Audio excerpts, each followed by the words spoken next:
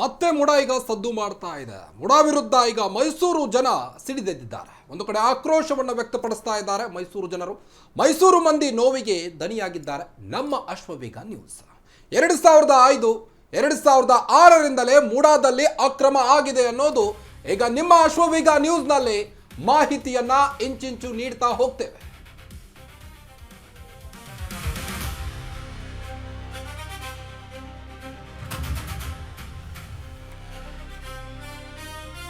ಮುಡಾ ವಿರುದ್ಧ ಮೈಸೂರು ಜನ ಮತ್ತೆ ಆಕ್ರೋಶವನ್ನು ವ್ಯಕ್ತಪಡಿಸ್ತಾ ಇದ್ದಾರೆ.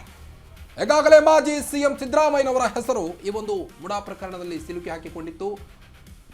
ಈಗ ಮೈಸೂರು ಮಂದಿ ನೋವಿಗೆ ಅಶ್ವವೇಗ ನ್ಯೂಸ್ ದನಿಯಾಗ್ತಾ ಇದೆ. 2005 2006ರಿಂದಲೇ ಮುಡಾದಲ್ಲಿ ಅಕ್ರಮ ಆಗಿದೆ ಅಂತೆ. ಕೇವಲ 1100 ನಿವೇಶನ ಮಾತ್ರ ಅಲ್ಲ ಎಂಬ ಕೂಗು ಈಗ ಜನರಲ್ಲಿ ಕೇಳಿ ಬರ್ತಾ ಇದೆ. 2000ಕ್ಕೂ ಅಧಿಕ ಸೈಟ್ ಅಕ್ರಮವಾಗಿ ಕೊಟ್ಟಿದ್ದಾರಂತೆ. ಸರ್ಕಾರ ಬರೀ 2023ರ ನಂತರದ್ದು ರದ್ದು ಮಾಡಿದೆ ಅಂತ ಮೈಸೂರು ಜನರ ವಾದ ಆಗಿದೆ. ಈಗ ಮಾಡೋದಾದ್ರೆ ಎಲ್ಲ ಸೈಟ್ ಅನ್ನ ರದ್ದು ಮಾಡಬೇಕು. ಅದು ಬಿಟ್ಟು ಕೇವಲ 2000ಕ್ಕೂ ಅಧಿಕ ಸೈಟ್ ಅಕ್ರಮವಾಗಿ ಕೊಟ್ಟಿದ್ದಾರೆ. ಸರ್ಕಾರ ಬರೀ 2023ರ ನಂತರದ್ದು ರದ್ದು ಮಾಡಿದೆ. ಮಾಡೋದಾದ್ರೆ ಎಲ್ಲ ಸೈಟ್ ಅನ್ನ ರದ್ದು ಮಾಡಿ ಅಂತ ಈಗ ಮೈಸೂರಿನ ಜನ ಕಿಡಿಕಾರ್ತಾ ಇದ್ದಾರೆ. ಕೇವಲ ರದ್ದು ಮಾತ್ರ ಅಲ್ಲ, ವಶಪಡಿಸಿಕೊಳ್ಬೇಕು ಅಂತ ಅಲ್ಲಿಯ ಜನರ ಒಂದು ದನಿಯಾಗಿದೆ. ಈಗ ಸುಮ್ಮನೆ ಜನರ ಒಂದು ಕಣ್ಣಿಗೆ ಮಣ್ಣೆರಚುವಂಥ ಕೆಲಸ ಮಾಡಬೇಡಿ ಅಂತ ಮೈಸೂರು ಜನ ಈಗ ಆಕ್ರೋಶವನ್ನು ವ್ಯಕ್ತಪಡಿಸ್ತಾ ಇದ್ದಾರೆ. ಮುಡಾ ವಿರುದ್ಧ ಈಗ ಮೈಸೂರಿನ ಜನ ದನಿ ಎತ್ತಿದ್ದಾರೆ. ಈ ದನಿಗೂಡಿಸಲಿಕ್ಕೆ ನಿಮ್ಮ ಅಶ್ವವೇಗ ನ್ಯೂಸ್ ಕೂಡ ನಿಂತಿದೆ. 2005 2006ರಿಂದಲೇ ಮುಡಾದಲ್ಲಿ ಅಕ್ರಮ ಆಗಿದೆ ಅಂತೆ. 2023ರ ನಂತರದ್ದು ಕೂಡ ರದ್ದು ಮಾಡಲಾಗಿದೆ. ಆದರೆ ಎಲ್ಲ ಸೈಟನ್ನು ರದ್ದು ಮಾಡಿ ಅಂತ ಮೈಸೂರಿನ ಜನ ಈಗ ಆಕ್ರೋಶವನ್ನು ವ್ಯಕ್ತಪಡಿಸ್ತಾ ಇದ್ದಾರೆ. ಸುಮ್ಮನೆ ಜನರ ಕಣ್ಣಿಗೆ ಮಣ್ಣೆರಚುವಂಥ ಕೆಲಸ ಮಾಡಬೇಡಿ ಅಂತ ಜನರು ಒಂದು ಕಡೆ ಆಕ್ರೋಶವನ್ನು ವ್ಯಕ್ತಪಡಿಸ್ತಾ ಇದ್ದು, ಮುಡಾ ಎಂದರೆ ಅಕ್ರಮದ ಗೂಡು ಎನ್ನುವಂತಾಗಿದೆ. ಈಗ ಕೈ ಸರ್ಕಾರದ ನಡೆಗೆ ಮೈಸೂರು ಜನರು ಆಕ್ರೋಶವನ್ನು ವ್ಯಕ್ತಪಡಿಸ್ತಾ ಇದ್ದಾರೆ. ಎಸ್, ಇದ್ರ ಬಗ್ಗೆ ಇದೀಗ ಅಲ್ಲಿ ಮೈಸೂರಿನ ಜನ ಕೂಡ ಮಾತನಾಡಿದ್ದಾರೆ. ಏನು ಹೇಳ್ತಾರೆ ನೋಡ್ಕೊಂಬರೋಣ. ಮೂಡಾದ ಬಗ್ಗೆ ಒಂದು ತೀರ್ಮಾನ ತಗೊಂಡಿದೆ. 1000 ದೂರ ತನಕ 1200 2000 ಸೈಟ್ ತನಕ ಅಕ್ರಮವಾಗಿರೋದ ನಾವು ಕಂದಾಯ ಮತ್ತೆ ರಿಜಿಸ್ಟರ್ ಆಗಿರೋದೆಲ್ಲ ವಜಾ ಮಾಡ್ತೀವಿ ಅಂತ ಹೇಳಿದೆ. ಆದರೆ ನೀವು ಮಾಡ್ತಾ ಇರೋದು ಏನಾಗಿದೆ ಅಂದರೆ ಇತ್ತೀಚೆಗೆ ಇರೋದನ್ನು ಮಾಡ್ತಾ ಇದ್ದೀರಾ. ನೀವು 2005 2006 ತಗೊಳ್ಳಿ. ನೀವು ಖರಾಬ್ ಜಾಗಗಳೆಲ್ಲ ಯಾರ್ಯಾರು ಎಷ್ಟೆಷ್ಟು ರಿಜಿಸ್ಟ್ರೇಷನ್ ಮಾಡಿದ್ದಾರೆ. ಇವತ್ತು ನೀವು ವಿಜಯನಗರ ಆಗಿರ್ಬೋದು, ಇಲ್ಲ JP ನಗರ ಆಗಿರ್ಬೋದು, ಇಲ್ಲ ದಟ್ಕಳ್ಳಿ ಆಗಿರ್ಬೋದು, ಇಲ್ಲ ದಂಗಳಿ ಆಗಿರ್ಬೋದು, ಮತ್ತು ಈ ಕಡೆ ರಾಜೀವ್ ನಗರ ಈ ಕಡೆ ಎಲ್ಲ ಏನಾಗಿದೆ ಅಂದರೆ ರೈತರ ಹತ್ರ ಜಮೀನು ತಗೊಂಡು ಖರಾಬ್ ಜಾಗನೆಲ್ಲ ಬೇರೆಗೆ ರಿಜಿಸ್ಟರ್ ಮಾಡ್ಕೊಂಡಿದ್ದಾರೆ. ಅದ್ರಲ್ಲಿ ನಿಮ್ಮ ರಾಜಕಾರಣಿಗಳಿದ್ದಾರೆ, ಅಧಿಕಾರಿಗಳಿದ್ದಾರೆ. ಮೂಡಾದಲ್ಲಿ ಏನಾಗ್ತಿತ್ತು ಅಂದರೆ ಅವಾಗ ಎಲ್ಲರೂ ಮೀಟಿಂಗ್ ಮಾಡ್ತಾ ಇದ್ರು. ತಿಂಗಳಿಗೊಂದ್ಸಲ 6 ತಿಂಗಳಿಗೊಂದ್ಸಲ ಮೀಟಿಂಗ್ ನಡೀತಾ ಇತ್ತು. ಆ ಮೀಟಿಂಗ್ಗೆ ಪ್ರತಿಯೊಬ್ಬ ಜನಪ್ರತಿನಿಧಿಗಳು ಅಬ್ಸೆಂಟ್ ಆಗ್ತಾ ಇರಲಿಲ್ಲ. ಬೇರೆ ಎಲ್ಲದಕ್ಕೂ ಇದಕ್ಕೂ ಅಬ್ಸೆಂಟ್. ಯಾಕೆ ಅಂದರೆ ಇವ್ರು ಖರಾಬ್ ಜಾಗಗಳನ್ನ ಇವ್ರ ಕಡೆಯವ್ರಿಗೆ ಇವ್ರು ಮಾಡಿದ್ದಾರೆ. ದಯವಿಟ್ಟು ಅದನ್ನ ಮುಟ್ಕೊಳಾಕ್ಬೇಕು. ನೀವು ಮಾಡ್ತಾ ಇರೋದು ಏನಪ್ಪ ಅಂದರೆ ಮೇಲೆ ಪತ್ರ ತೆಗಿತಾ ಇದ್ರಿ, ಒಳಗಡೆನ ಪತ್ರಗಳು ಹುಡುಕ್ಬೇಕು ಸರಿಯಾಗಿ.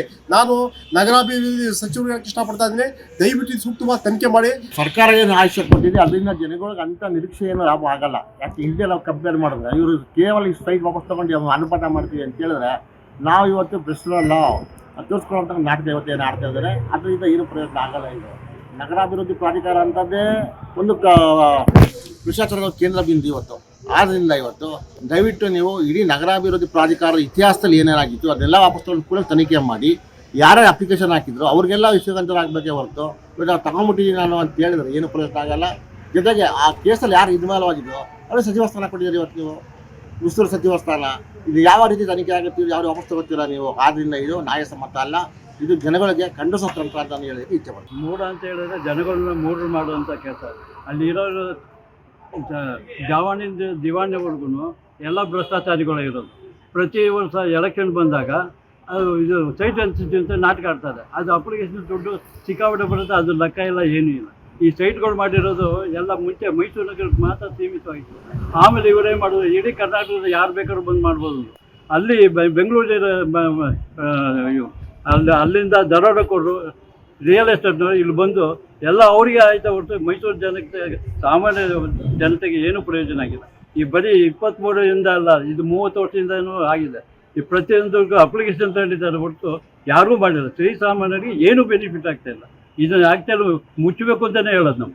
ನಿನ್ನೆ ದಿನ ಮೈಸೂರಿನ ಮೂಡಾದಲ್ಲಿ 50-50 ಏನು ಸಮಸ್ಯೆ ಇತ್ತು, ಆ ಸಮಸ್ಯೆಗೆ ನಗರಾಭಿವೃದ್ಧಿ ಸಚಿವರಾದ ಡಾಕ್ಟರ್ ಯತೀಂದ್ರ ಸಿದ್ದರಾಮಯ್ಯನವರು ಅದನ್ನು ವಾಪಸ್ ಕೊಡೋಕ್ಕೆ ಆದೇಶ ಮಾಡೋದು ನಾನು ತುಂಬ ಹೃದಯದಿಂದ ಸ್ವಾಗತ ಮಾಡ್ತೇನೆ. ಆದರೆ ಅಧಿಕಾರಿಗಳು ಹೆಚ್ಚಿನ ರೀತಿಯಲ್ಲಿ ಅಕ್ರಮ ಮಾಡಿದ್ದಾರೆ, ಅದ್ರ ಬಗ್ಗೆ ಕೂಡ ಇವರು ತನಿಖೆ ಮಾಡ್ಬೇಕಂತೇಳಿ ಡಾಕ್ಟರ್ ಯತೀಂದ್ರ ಸಿದ್ದರಾಮಯ್ಯನಲ್ಲಿ ನಾನು ಒತ್ತಾಯ ಮಾಡ್ತೇನೆ. ಇದಿಷ್ಟೇ 1,300 ಸೈಟ್ ಅಲ್ಲ, ಇನ್ನೂ ಹೆಚ್ಚಿನ ರೀತಿಯಲ್ಲಿ ಅಕ್ರಮ ಮಾಡಿರ್ತಾರೆ. ಅದನ್ನ ಸಂಪೂರ್ಣವಾಗಿ ತನಿಖೆ ಮಾಡಿ. ಈಗ ಮೂಡಾದಲ್ಲಿ ಏನು 1,100 ಸೈಟ್ನ ವಸ್ತುಗಳಕ್ಕೆ ಇದು ಮಾಡಿದ್ದಾರೆ, ಅದಕ್ಕಿಂತ ಹೆಚ್ಚಾಗಿ ಸೈಟ್ಗಳೈತೆ. ಆ ಸೈಟ್ಗಳನ್ನು ಒತ್ಕೊಡ್ಕೊಂಡು ಈ ತಪ್ಪು ಮಾಡಿರೋಂಥ ಅಧಿಕಾರಿಗಳಿಗಾಗಲಿ ಈಗ ಯಾರೇ ಆಗಿದ್ರು ಶಿಕ್ಷೆ ಕೊಡಬೇಕು ಅಂದ್ಬಿಟ್ಟು ಕೇಳ್ಕೊತೀನಿ. ಮತ್ತು ಇದೇ ಥರ